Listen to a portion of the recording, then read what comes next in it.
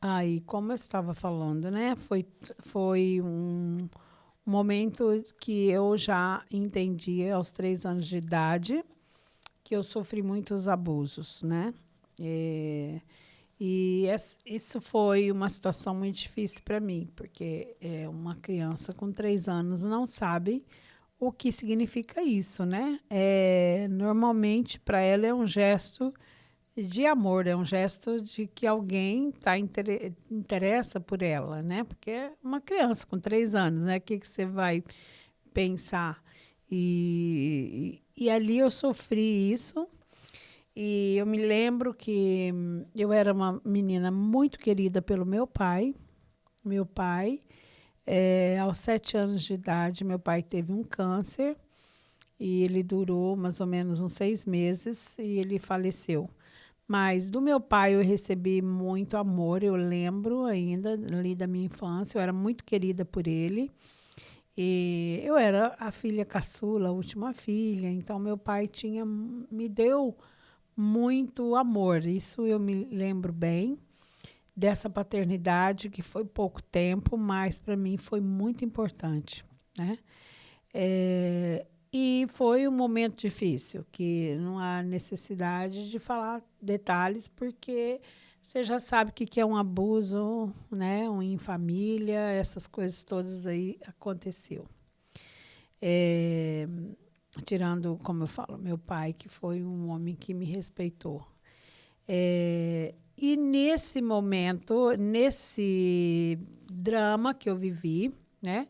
Minha mãe já uma pessoa com muitos problemas de saúde. É, eu era ainda menina, minha mãe precisou fazer uma cirurgia muito grave, que ela ia tirar o umbigo, né? E ela foi para o hospital para tirar o umbigo e meu pai teve que assinar para... Era uma cirurgia de risco, até mesmo porque ela teve tantos filhos, né? E isso acabou dando esse problema sério. E, e naquela época, meu pai teve que assinar porque o médico não garantiu que ela vivesse. E nisso, no hospital, aí, tipo assim, passou os crentes lá, né? Como é bom você que faz evangelismo no hospital, né? São frutos, né, que realmente vêm desse tempo aí, né? Que pessoas vão no hospital, hoje são capelania, tanto outros ministérios, né?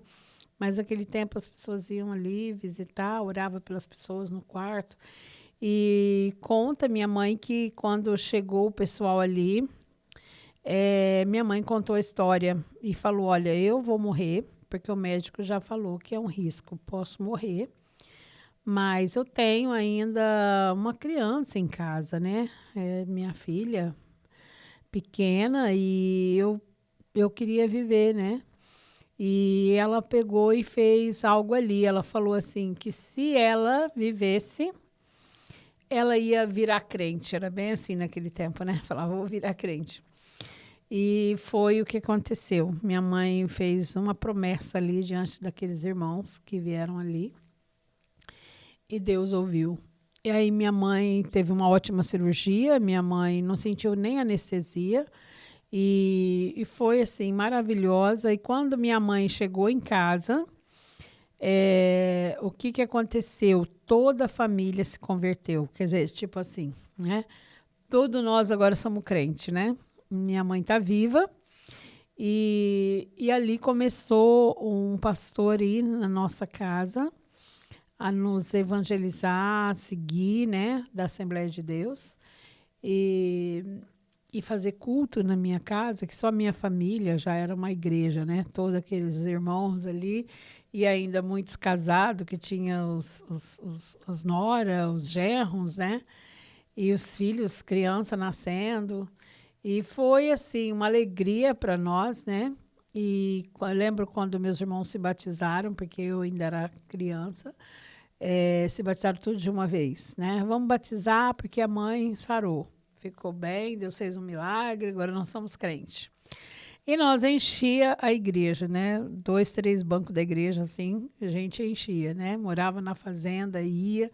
a pé, aquelas coisas ali que só Deus, né? Eu me lembro porque eu era uma criança e cada um me pegava no colo, né? Para não andar tanto, mas era quilômetros e quilômetros a pé para a gente ir na igreja.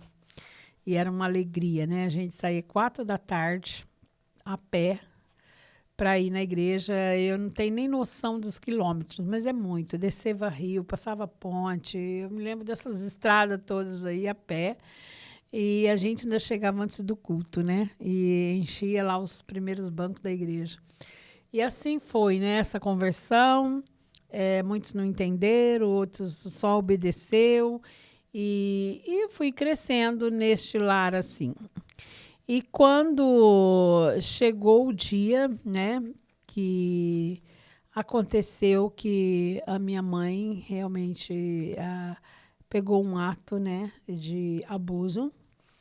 E eu lembro aquele dia, eu tinha entrado na escola, primeiro ano, e minha mãe, sem sabedoria, lógico, não tinha muito conhecimento, né, ainda. A minha mãe me deu uma surra, depois de joelho, pedi perdão. E eu lembro que eu passei o dia, a tarde de joelho, pedindo perdão para Deus, de algo que até aquele momento eu não sabia o que era pecado, o que era errado, o que era. E foi muito difícil para mim. E eu lembro que no outro dia eu me levantei dali e fui para a escola. E quando eu cheguei na escola, eu tive noção, né? Essa cobrança dela me fez trazer um peso.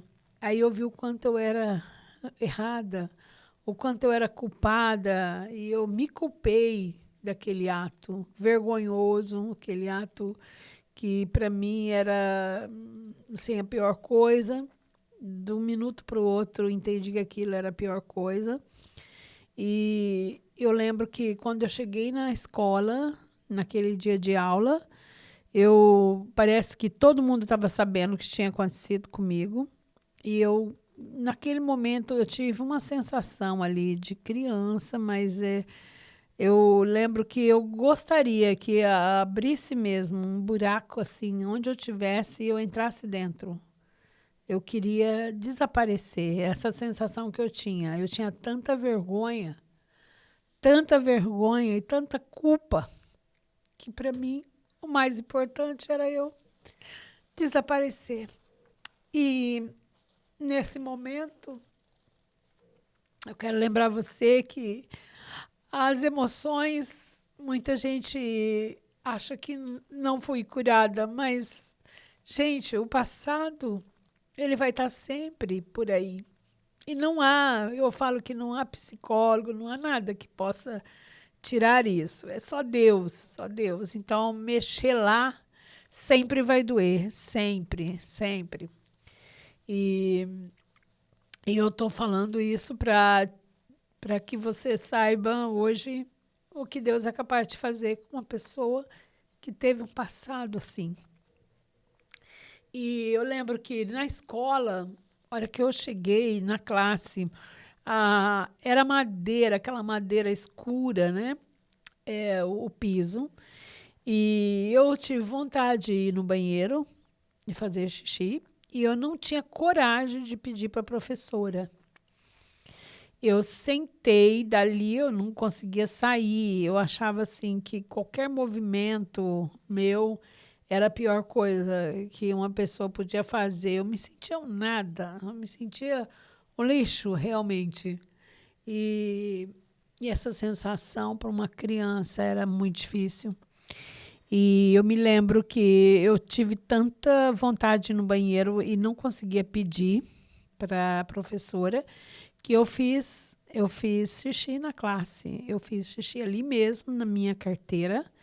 E eu lembro, até hoje, aquilo escorrendo pelo aquele chão, sabe? E, assim, foi uma vergonha terrível. Então, para você entender o que é um trauma, o que é uma situação difícil, que eu vejo que muitas pessoas sofrem. E, e foi uma época difícil da minha vida, onde eu não tinha com quem falar. Para mim, era sempre eu a culpada.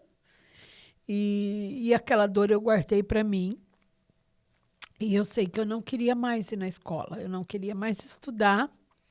Eu fiz de tudo para minha mãe não deixar mais ir na escola.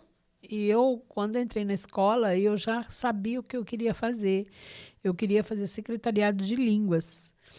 E eu sabia que nem na minha cidade tinha, mas uma cidade, Ribeirão Preto, eu sou de São José do Rio Preto, interior de São Paulo, mas esse Ribeirão Preto tinha. E eu já sabia o que eu queria fazer, sem imaginar que eu queria estudar. Mas eu não conseguia acompanhar a classe, não conseguia ler na lousa, não conseguia. E isso eu não sabia o que era que eu tinha. Eu só lembro que eu pedia para minha mãe não me deixar mais na escola, por favor, eu trabalho, eu faço qualquer coisa.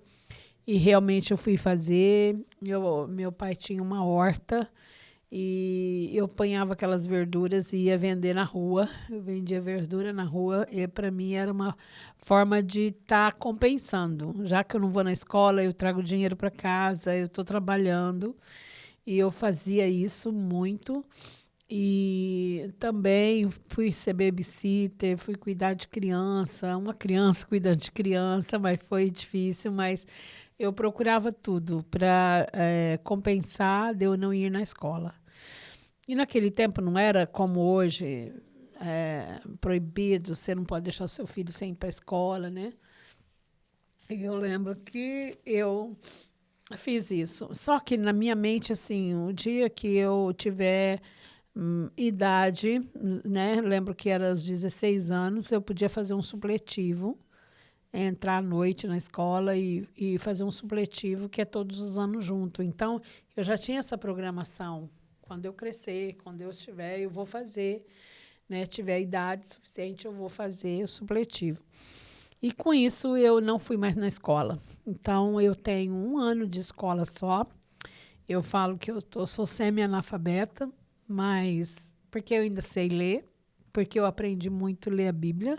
Comecei a ler a Bíblia cedo. Minha mãe dava os livros, aqueles livros com a história de Moisés, do Mar Vermelho, aquelas coisas, e era uma Bíblia, né?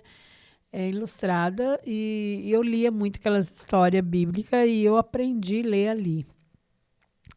E um dia, no dentista, eu tinha algo em mim que eu me perguntava por que eu não consigo manter a atenção minha em nada, né?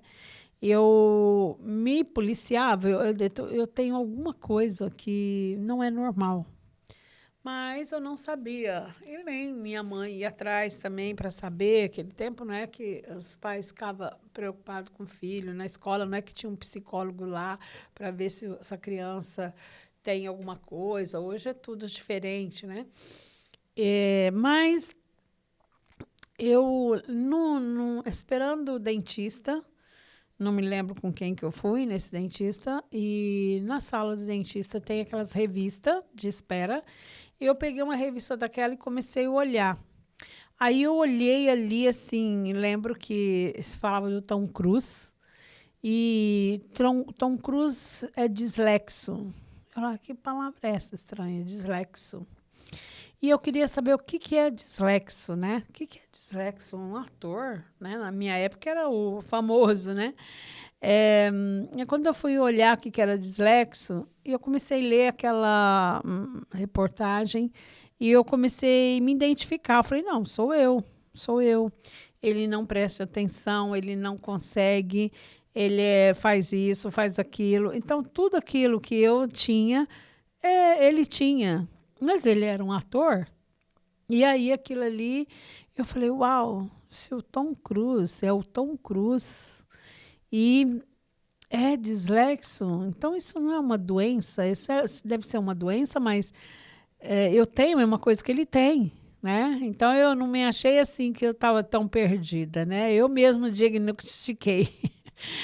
E eu falei, uai, eu não consigo acompanhar, eu tenho esse problema. E ali falava, né, que a pessoa dislexa, ela tem que ter algo só, né, pontuar numa coisa só, assim, que estava escrito ali, né? Hoje a gente já sabe que os estudos falam muito diferente. Você não consegue fixar em todos os estudos, em todas as coisas, mas se você fixar numa coisa, você vai ser o melhor naquilo. Então eu entendi que ele era o melhor ator porque ele decidiu ser ator, né? Então, se ele decidisse ser um médico, talvez estudando ele não ia ser bom, porque a dislexia ia atrapalhar. Mas ele decidiu ser um ator. Então, eu comecei a ler ali que uma pessoa, por exemplo, se ela fosse uma cabeleireira, ela ia ser a melhor. Se ele fosse um mecânico, ele ia ser o melhor. Então, eu comecei a observar que profissionalmente eu tinha que escolher algo. E foi onde eu escolhi, né, que mesmo em casa, minha mãe, muito filho, cada um fazia uma tarefa em casa, um limpava a casa, outro limpava o quarto, outro... E eu escolhia cozinhar, né? E eu falava, não, eu cozinho para todo mundo. Eu comecei a cozinhar. Então, eu fazia os almoços da minha casa de domingo, era para 20 pessoas ou mais, né? Porque todo mundo vinha para casa comer. E eu comecei a fazer comida. Então, e aquilo foi me dando gosto. E, e ali eu fixei ali, que é uma outra parte que eu vou contar, que Deus fez depois de anos, por eu ter aprendido a cozinhar em casa. Mas ainda vou continuar ali falando da infância. E ali eu entendi que eu não ia estudar mais. Então, tirei da cabeça. Quando eu tive a minha idade, 16 anos, as coisas mudam muito. E eu já não estava fixada em estudar. Então, na verdade, eu não estudei. Então, eu tenho, até hoje, só a primeira série da escola, né? Então, eu não fiz colégio, nada disso. Eu queria também, agora, começar a falar de uma outra parte da minha vida, que foi da minha juventude, né? Então, como eu estava falando, isso daí me causou muitas coisas na infância, né? Eu fui uma criança que agora você já sabe, dislexa, cheio de tanta, né? Hoje a gente vê todo nome para tudo isso, né? E eu queria uma coisa e tinha que ser aquela coisa. Você podia dar, você não deu naquela hora, você podia dar de ouro depois. Eu não queria, eu queria aquela que você não me deu. Então, você imagina quanto foi difícil para mim. Então, eu fui uma criança que eu não pude brincar com outras, eu não pude, porque era só briga, porque eu tinha que ter, ela não podia pegar nada que é meu, eu não sabia dividir nada com ninguém. E eu cresci solitária na minha infância, porque todos chegavam em mim, era para me roubar, né? Era para tirar o que é meu. Então, foi difícil a minha infância, mas eu conheci Jesus ali. Eu tive a minha primeira experiência com o Espírito Santo na minha infância. As pessoas vinham na minha casa fazer culto e eu começava a cantar um louvor que acho que muita gente conhece, que fala: quando a angélica trombeta neste mundo estrugir, o meu nome ouvirei Jesus chamar. Então, aí depois você fala: glória, glória, aleluia, o meu nome ouvirei Jesus chamar. E quando eu terminava essa parte, eu começava a falar em línguas. Eu continuava cantando, mas em línguas. Só que naquele tempo ninguém entendia. Havia uma criança fazendo isso, eu achava que bonitinho. Ela está falando uma outra língua, né? Ela inventou uma outra língua, né? E eu também achava que era isso. Mas eu comecei a observar que Deus estava me usando. E quando chegou um pastor o pastor que vinha fazer o culto na nossa casa, e eu comecei a cantar e de repente eu comecei a falar numa outra língua. E eu lembro que esse pastor pôs a Bíblia debaixo do braço e foi embora. Foi embora de casa. E para nós era novo convertido. E na outra semana veio o presbítero. E isso eu estou falando coisa de 50 anos atrás, você imagina. E o que tinha acontecido? quando eu comecei a cantar, a língua que eu comecei a cantar depois, ela era em japonês. E esse pastor conhecia a língua japonesa. Ele tinha estudado japonês. Aliás, ele esteve um tempo no Japão. E, e Deus estava falando com ele para ele se retratar. Ele era um pastor viúvo, a mulher tinha morrido. E ele tinha apaixonado por uma outra mulher casada. E ele foi embora com essa mulher. Foi um escândalo, claro, 50 anos atrás, isso. Mas naquele momento, Deus estava falando para ele através dessa língua, que era para ele se retratar, que era para ele se arrepender, mas ele preferiu ir embora e fugir com essa mulher. E foi embora da cidade com essa mulher. Então, aí eles começaram a dar atenção quando eu cantava em outra língua. Eles começaram a observar que era Deus que me usava. E aí eu cresci assim, ia para a igreja, me colocava em cima de uma cadeira no púlpito para me cantar. E eu cantava sempre o mesmo louvor e depois começava a falar em outra língua. E isso acontecia muito. Outro episódio eu lembro que um casal veio de São Paulo por uma empresa na minha cidade e eles pediram para que eu cantasse. E eles tinham pedido uma confirmação de Deus se eles iam por aquela empresa na cidade com esse sócio. E aí eu comecei a cantar depois em inglês. E Deus falando que não era para ele fazer sociedade com essa pessoa. E eles foram embora, agradeceram, né? E eu era uma criança depois que eu vivia cheia de brinquedos, cheia de coisas, porque as pessoas iam na minha casa para minha mãe pôr eu para cantar, porque Deus ia falar, essas coisas aí, né? Tudo acontecia. Era uma criança usada por Deus sem saber o que estava acontecendo. E para você ver que Deus já tinha algo comigo através do Espírito Santo, né? Que eu amo ele e hoje eu ministro só sobre o Espírito Santo, mas lá na minha infância, sem saber quem era, ele já me usava. E eu me lembro que eu tinha experiência muito forte com ele.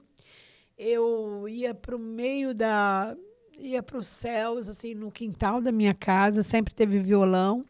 E eu pegava aquele violão e tocava sem nota, e cantava e olhava para o céu. E eu sentia algo muito especial de Deus que vinha do céu, mas eu não sabia quem era o Espírito Santo. Hoje eu sei que é ele. E eu tinha uma paz, eu tinha, no meio de todos esses sofrimentos, abusos, rejeição, caráter difícil, eu tinha meus momentos com ele, que nada é mais importante do que esses momentos. Era maravilhoso, era poderoso. Eu me lembro que, mesmo brincando, tem vários episódios, subindo numa árvore ali, assim, a presença dele vinha e eu começar a adorar ele do nada, ainda uma criança. Eu tenho lembrança de quando eu estava trabalhando ali naquele tempo que eu decidi não ir mais na escola e do nada Deus me pegava ali, que hoje eu entendo que é ele que me pegava, e eu começava a adorar, chorava muito e eu tinha uma alegria, era uma coisa preciosa que eu não via em outras crianças, que eu escondia de outras crianças, porque eu tinha medo de alguém achar que eu estava louca e que eu era diferente de todos, mas era algo assim tão forte que hoje faz parte do meu DNA, hoje eu vivo isso no meu dia a dia. Eu sei que é ele, mas naquele tempo eu era uma menina e eu não sabia que era ele, mas eu sou apaixonada, desesperada por ele. Por isso mesmo eu falo que eu tenho que prosseguir em conhecê-lo, porque não tem coisa melhor no mundo do que estar com o Espírito Santo, ter a presença dele, que ele mora em mim, ele mora em você, ele não quer que você só conheça, ele quer morar em mim, quer morar em você. E isso fez parte da minha infância. Muita gente pergunta quando Deus me chamou, e eu posso dizer, Deus me chamou ainda uma menina. No meio de todas situações difíceis, eu sabia que Ele olhava para mim. Quando muitos não entendiam as minhas maneiras de ser e criança, mas Ele entendia e Ele me amava e Ele já tinha me chamado ali, né? E eu lembro que eu cresci uma jovem, eu não conhecia o mundo, eu fui uma menina criada na igreja, participei de tudo, infância na igreja, juventude na igreja, e naquele tempo era errado ir a um cinema, cortar a franja do cabelo, podia usar calça comprida, isso tudo eu fazia em obediência, mas eu sabia que Deus era além de tudo isso, mas por obediência eu vivi aquilo e não conheci nada no mundo, por isso que eu falo que eu não conheci o mundo, eu conheci tudo que não é bom, que é difícil, eu conheci dentro do ambiente evangélico, dentro do ambiente de igreja, né? Então, eu não tive oportunidade de conhecer o mundo. Mas agora eu vou deixar essa outra parte da juventude aí, que é muito interessante você ver, porque eu vou falar as escolhas de casamentos errados, né? E tantas coisas que eu sei que vai alinhar a tua vida, porque muitas vezes a gente quer ser Deus na vida de alguém. E eu entendi que é importante a gente deixar Deus fazer. Nós não podemos fazer a parte de Deus na vida de ninguém.